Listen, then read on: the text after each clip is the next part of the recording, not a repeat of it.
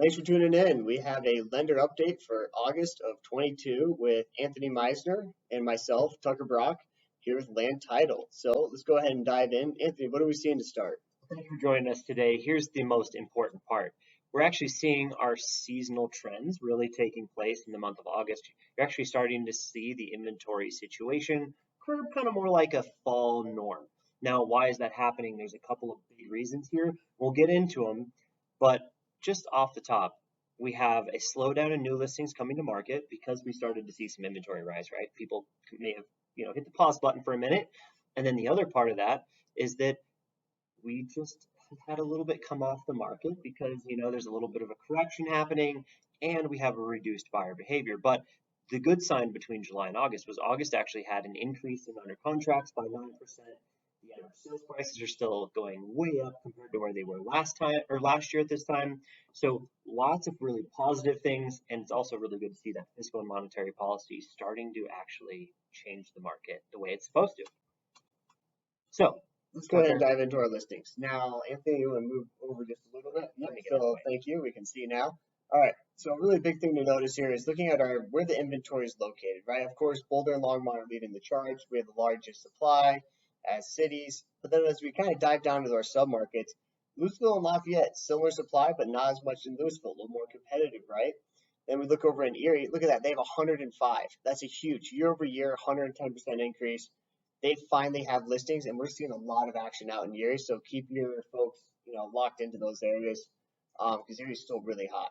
Yeah, so when we go from this to month supply of inventory, I want you to keep your eye on Erie because the big change with Erie is even though we're at 100 listings on the market, we're still having like 70-something sell every month. And so our month supply of inventory in Erie is actually still hyper low. We've had 5 years plus of this just like hyper low inventory in Erie, and you must have had so much pent-up buyer demand that they're reaping the benefits of this inventory coming on the market, where a lot of the submarkets are not in the same position, especially places like Superior. Superior is at 3 months of inventory, the largest in the county, and the buyers are not really nearly as existent. I mean, about 15 sales last month or 15 under contracts last month out of, basically the 50 something that were on the market. So those are two of the most extreme markets in Boulder County. And I think the one thing that we wanted to reiterate in this data set right now is just in a changing market, these submarkets are going to change at completely different rates, right? So there's a couple of things for buyers and sellers out there that you want to be mindful of. One, this is still a seller's market. As much as everyone is seeing it differently and panicking about something, there are not nearly as many buyers out there, even though there's an increase in inventory.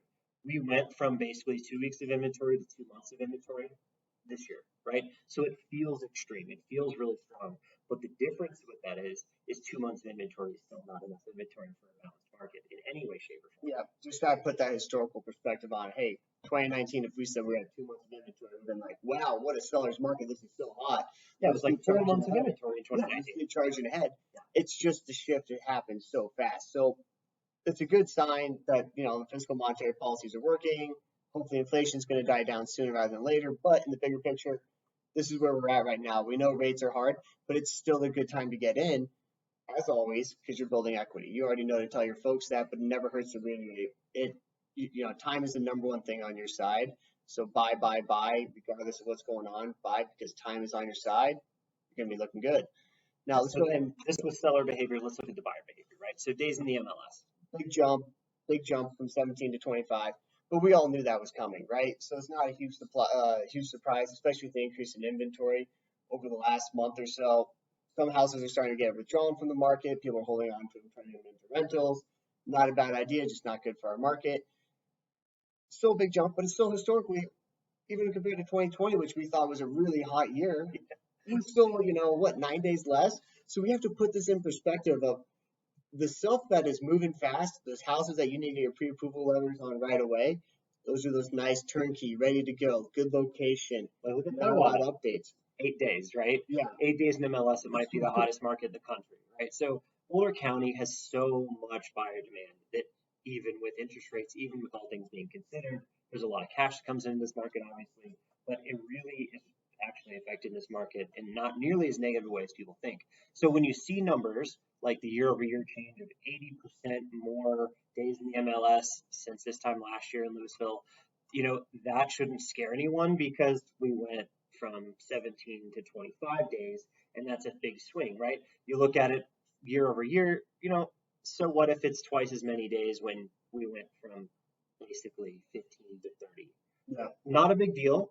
I just think it's one thing to point out the fact that the percentage changes seem so extreme. We're talking about adding 2 more weeks. That's because there's smaller numbers. And then lastly, Lafayette and Longmont, which is Anthony's shoulder, you can still they're still at under 20 days. They're still moving a lot faster than a lot of the other parts of the county. That's really affordability and desirability to live there. Longmont a little more on the affordability. It is turning over. They have a lot more commercial projects development coming in the next 5-10 years. Lafayette, it's on the map. It's a hot spot to live. A lot of families want to move there. A lot of folks want to move there. Great culture, great downtown. It's really a good idea. If you have folks looking in those areas, keep those letters up to date, especially as rates are changing because they're going to be going fast. All right, so we got a couple more things to talk about. One, we like this price point slide because I like you guys to use it with your buyers for a couple of reasons. One, what's going on in their price range doesn't really matter what city it's in when you're looking at the buyer because they look over multiple cities usually, right? But when you're looking at certain parts of the market, they're acting really different. So that 1 to 1.5 million, when it has a year-to-date increase in total sales, that's a big deal, right? Mm-hmm. So because that's not all markets. And if you look at the ultra luxury market, increase in sales compared to last year, right? So the top end of the market is booming. What's really suffering because of interest rates is the bottom half of the market. So think about anything under $1 million is where we're really starting to see sales slow down because the cost of money is just so expensive. Yeah, and those are the people who are buying under $1 million for a reason. They're cost sensitive. So of course, keep your jumbos tools ready. Those aren't going away anytime soon. Absolutely. The other part about this is look how much the bottom end of the market under $1 million, it's moving so rapidly still, right? So we're still inventory constricted. You can see that because we're under 2 months of inventory within all of that. Like I said, it's still a seller's market and the buyers are still super active. If they're out there, there may not be as many of them, but the ones that are out there are very, very vigilant and they wouldn't be out there shopping in this kind of an environment unless they're super serious. They're motivated. People aren't wasting time like they used to. You're not writing 50,000 pre-approval letters back in 2019 for someone to look at 100 houses. They look at 5-10 houses at max and they're picking one of those. And that's because there's still that mentality of, oh, if there's a house we see, we got to jump on it. And that's still the case. So when someone identifies a property, fully back them because they're probably serious about it and really kind of maybe, do whatever's necessary to help win that deal for them because it is still competitive. Now, not as competitive as a year ago. It's still competitive compared to the historical kind of perspective here.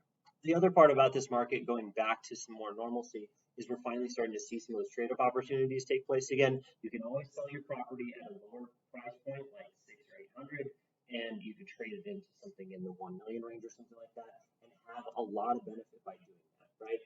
Even though you're probably giving up a really good interest rate on that other home, you are literally like not competing nearly as much at the higher price points. So it's just something to think about. Starting having those conversations again, it's going to be a big deal because they're going to refinance. They're going to date the ring, right? It's cheesy saying, but marry the house, date the ring. That's right. I love that. Looking at our solds, we're still across the market. We're 20% down. That's really remained consistent throughout the last couple months. We're still 20% down year to date from last year. Remember, last year was the high watermark. We're not getting back there anytime soon. Probably won't for the next couple decades unless some extreme happens. Which is Boulder County basically has to grow by 20% for us to get back there again. Yeah, in all reality, because we don't the have the number of turnover. sales is really a lot like 2018, 2019, where turnover didn't accelerate like it did during COVID. People aren't leaving Boulder. Boulder had almost a 4% turnover rate during COVID, and normally it was around 2. So now that we're getting back to that, you have to assume that we're probably going to be back to those normal sales numbers again. So as much as we were in the Goldilocks phase the last couple of years, this might be our new norm. We're really settling into that new norm. 2022 Yes, 2022 feels like the new norm, right? We're finally settling into that, even if there are all these other pressures out there kind of affecting the market. The average sold price, this is one to talk about and look at. I really like the trailing 12 months numbers because you got to take out for all that seasonality, the extreme swings in springtime, types of inventory being sold, and what types of year, what time of year. Your 5-bedroom house of 4 versus young couple buying their first or second house and with no kids. Talking about buyers and everything involved. Yeah. We really need to look at a longer trend because it's just too all over the place in month-to-month time frame. So if you look at Boulder County went up 14.5% So 14.5% increase in average sales price. It was still escalating incredibly fast. So when people think that they're going to wait to buy because interest rates are too high, use these type of numbers to really help them understand. Are you going to make 14.5% more money next year, even if interest rates stay the same, right? Because that's what the house is going to cost. Or would you rather just, make the $60,000? You would understand, right? Because that's what the average is saying. Now, all these submarkets are moving at different paces, just like we keep saying. But places like Louisville, I mean, they're up 20%, largely due to the fires, I would imagine, and the added demand. But then you have other places like Longmont, which it's starting to work out, right? You're seeing it in Superior too, 7%, 11%. Like those appreciation numbers are really starting to settle down. Niwot obviously takes a grain of salt at the 44% because it didn't go. Well, and that's also just because there's 40 homes sold in a year in Niwot, so a couple different More pieces. like 140, but either way, it's not enough to really make a big exception there. And the just amount of money going into Niwot for all these luxury homes has really changed that market dynamic. So, and we've seen a lot of big development out there. Not big development, but I mean really nice custom homes coming to market, really nice specs. Pretty much all. Yeah, really nice and that's really what's driving it is a couple of those condos out there, or it's spec homes. So that's why we just see these crazy swings in Niwot. Definitely call us if you need more Niwot information. But outside of that, it's a little funky. We're getting into that new norm, right? So expect that trailing 12-month number will start to come down a little bit. I would never expect it to go negative, right? I would expect it to settle at that 5 to 7% range eventually, maybe in the next 12 months if I take that long. I mean, we're really combating inflation right now, and it doesn't seem to be affecting the market as nearly as well as it needs to be. So we're in for a longer, smoother decline than we would have expected to kind of get us back to reality. Now let's jump ahead to our sold list price. You want to touch on units? We can. Honestly, if you guys need to send this to a client, it's a really good way to see total number of sales back to normal versus last year. That's going to show us that 20% drop. You can see it by city here if you need it. It's always there for you. Obviously, we send this out with it. So this is what we split into detached and attached. So for detached, we've come down off the peaks, right? We're still at 99% though. That's still a seller's market. And that's why we keep saying this. For those buyers who are out there, they need to be aggressive for what they want.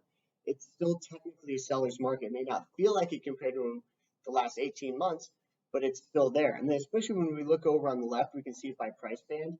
Really look at those areas that are over 100 or really kind of flirt with that 100. Some spots are just so hot in our market, and they're still way more competitive than other sections of our market, especially if you look at that, 1 million to 2 million range. Anything in there is still very competitive. Now we see a little bit of a lag after that. That's normal for luxury to kind of be dropping, into the more of the mid 90s, low 90s. But then as we look down to lower parts of the market, the 600,000 and under, really competitive because it's so hard to find a single family house in Boulder County under 600,000. So there's still a lot of competition in those areas.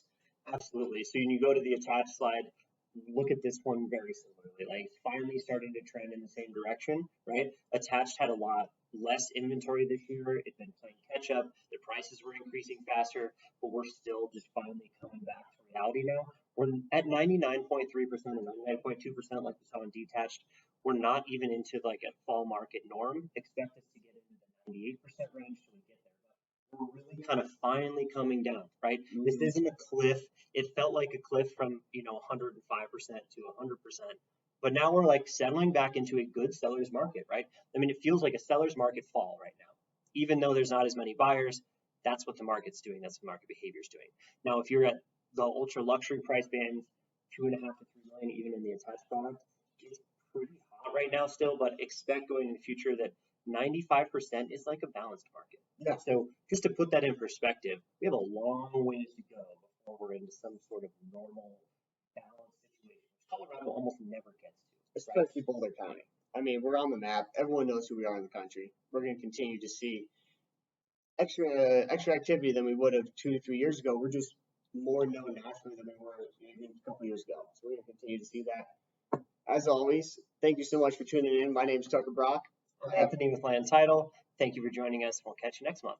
Cheers. Any other questions on the market or need other submarket data, please reach out to me. Talk to you next time.